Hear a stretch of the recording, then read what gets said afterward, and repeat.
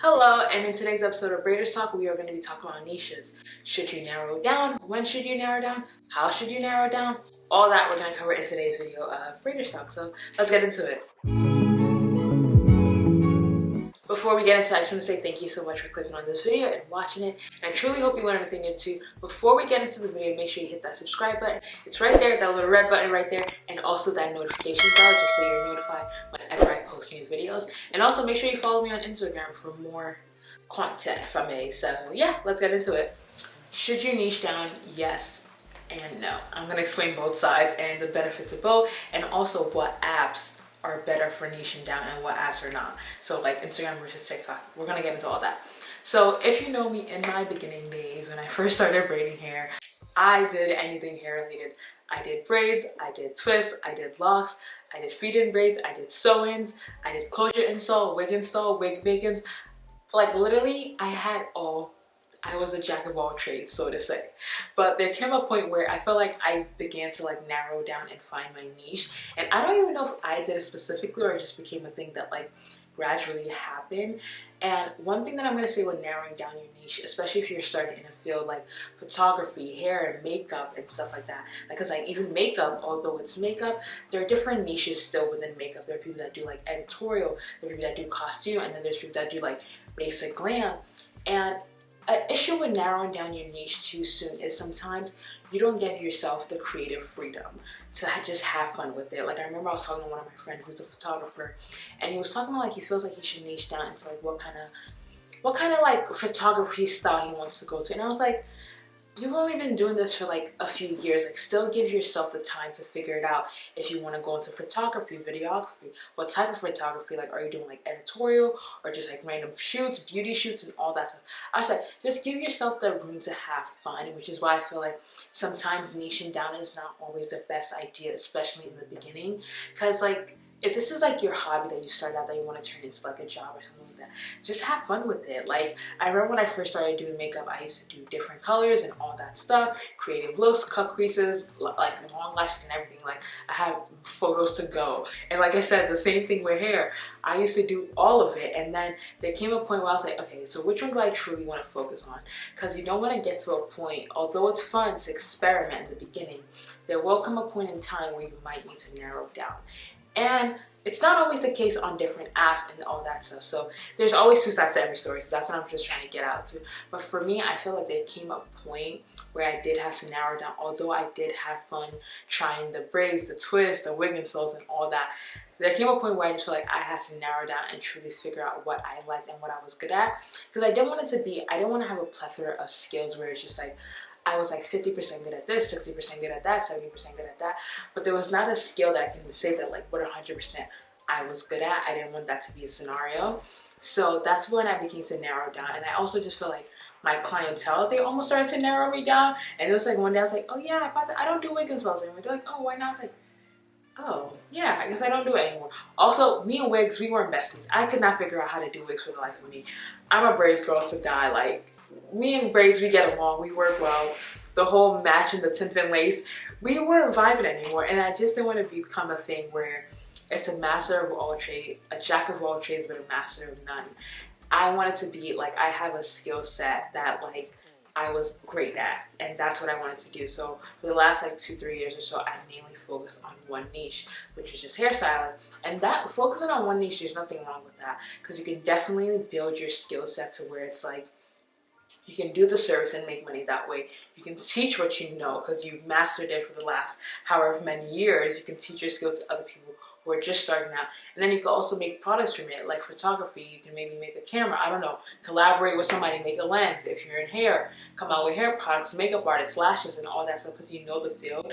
So that's another benefit of niching down. You just get to build a steady clientele, a type of clientele and all that stuff. So that's a benefit of narrowing down your niche. But also, it also depends on what app you're on. For me, when it comes to Instagram, I feel like Instagram is an app where I feel like you need to have a niche to truly grow on Instagram. And I feel like just aesthetically looking, for me, I feel like if I saw a hairstylist page and like I saw twist there, I saw crochet, I saw braids, I saw wig installs, wig making. I'm just gonna like, girl, what are you I just feel like personally for me, I'll be like, girl, like what are you doing? Like which one are you actually like great at? So yeah, like I mentioned, that's something that you definitely want to think about when you have to narrow down your niche. Instagram is very much aesthetically pleasing. However, with like TikTok, I feel like you could have like 5-6 different like type of niches and like on one page and like nobody would care. But Instagram, like if you were to do fashion, like I was saying, I feel like if you went on like a fashion blogger's page and you saw like a bunch of videos of like outfit details and all that, and you saw maybe that like random photo of her like braiding somebody's hair, you would just be like, huh? Like that's a little off. But I feel like if you were to do that on TikTok, everybody would be like, oh my gosh, yes, thank you. Like switch up the content type thing. So it honestly just depends on what app you're doing. Like when I think about people like Arrogant Tay, I don't think I've ever seen that man do braids on anybody's head. Maybe he did in the beginning, but I don't see it. It's mainly wig installs. And even if it is a braids, it's probably like a braided wig install. Yeah, just think about what you want the aesthetic of your Instagram page to look like and stuff. However, if we were to go on TikTok, TikTok is a page where I feel like you can have 5 or 6 different niches and like nobody would care. You could post makeup tutorials, hair tutorials, maybe your outfit of the day, your lifestyle, and like that's definitely more of a creative outlet, while Instagram can be more professional and business-like, where TikTok is definitely one where like you can definitely have fun and have your different niches. Like I said, the benefit to not having one niche is you get to experiment and you get to have fun, and you just get to have fun. You get to have fun creating different content and all that stuff.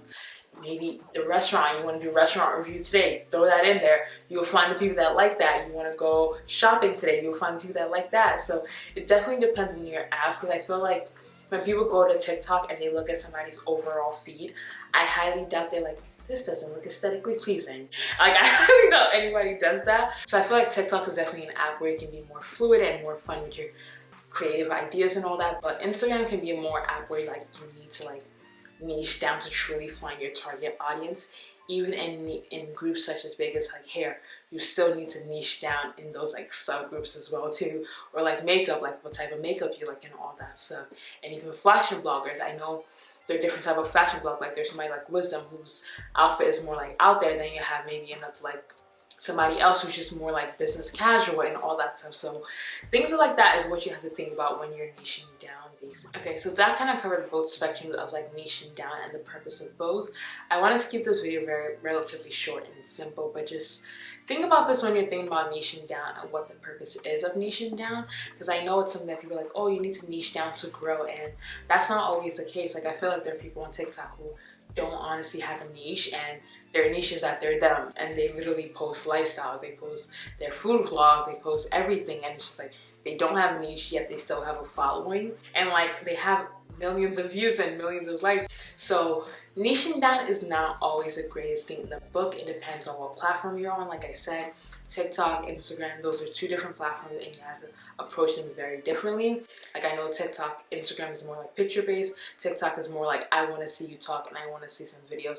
I want to see your personality. Although for some of us this is a job and stuff, you still want to have fun. That's another reason why you might not want to niche down so quickly. Explore different creative outlets. Like if you want to do makeup, if you're getting into makeup, try editorial, try a little costume that you might need a little bit of prosthetic makeup. Like just feel free to have fun and switch it up. And if you feel like eventually you need to niche down, by all means do that, but don't feel like it's something you have to do to grow your platform. Niching down is not always what you have to do, so just keep that in mind when you see all these videos. If you're starting out, don't be in such a rush to niche down, so to say. Is there a benefit to it if you're doing more so like hair or makeup? If you actually are doing it as a service, then sure, I get that. But if you're just being more of yourself, more lifestyle, if you're doing maybe like food reviews and all that, in that case, I don't necessarily see a point to niching down. I say have fun with it, explore life, try all new things out. So I hope this video has kind of explained a little bit of like when to niche down. Like I said, sometimes it's something that you decide within yourself that like, okay, I've explored enough, I've had enough fun, now let's focus on one skill and truly build that skill up to the best it can be. Sometimes you decide that yourself, sometimes it just happens over time. You're like, oh crap, I've niched down and you didn't even realize. And a little bit of why you should niche down and maybe why not. It might not be the best idea for you, but yeah, I truly hope this video has helped, and make sure you hit that subscribe button, comment down below, and let me know if you'd like me to cover any other topics, business talks, British talk, anything like that. Comment down below, and I hope you all have a great and blessed day, and bye for now. What is a niche, actually? What is a niche? I know what it means, but like, what is the actual like literal definition of it?